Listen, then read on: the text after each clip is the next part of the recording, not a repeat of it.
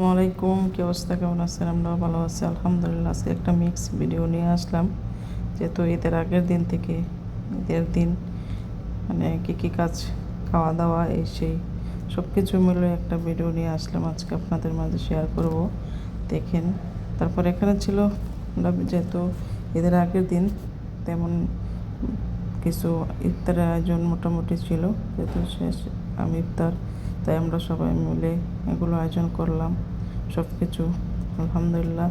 তারপর এগুলো নাস্তা, চায়ের আড্ডা, আর আমি ঈদের আগের দিন সেমাই বানিয়ে রাখলাম, যেহেতু ঈদের দিন এখানে যেহেতু বিজি থাকা লাগে, এদের ঘরের বউদের তো বিজি রান্নাবান্নার কাজে, তাই আমি সেমাই পাকিয়ে, আর এদিকে আমার মেয়ে মেহেদি হাতে লাগিয়ে বসে আছে, এত সুন্দর। আর বাচ্চারা তো মেহেদি না দিলে, নতুন কাপড় না পরলে কিন্তু ওদের ঈদই লাগে না।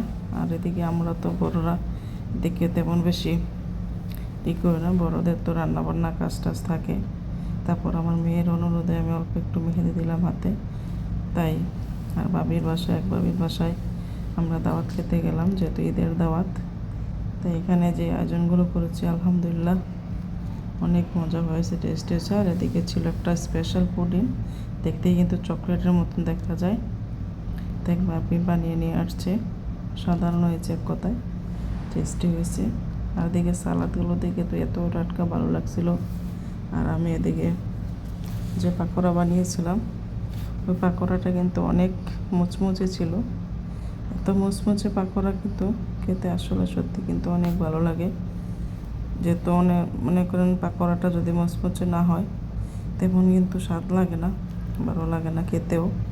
তাই আর এদিকে নাস্তাও ছিল, আর এদিকে একটা রাতের খাবারের জন্য বাইরে থেকে অর্ডার করে নিয়ে আসা। দেখুন খাবারটা মাশাআল্লাহ আলহামদুলিল্লাহ, সবাই দোয়া করবেন। আর ঈদের দিন এটা হচ্ছে সেমাই, এক বাবির বাসায় ঈদের পরের দিন দাওয়াত ছিল, ওখানে গেলাম। হাতে তৈরি সেমাই ঘরে তৈরি করেছি, উনি আবার অনেক কাজ পারে, যেহেতু সেমাই তৈরি করার চেয়ে সব কিছু কাজ এদিক, বিভিন্ন আইটেমের সেমাই রান্না করছি, খেলাম আলহামদুলিল্লাহ অনেক ভালো হয়েছে, টেস্ট হয়েছে। থ্যাংক ইউ ভাবি।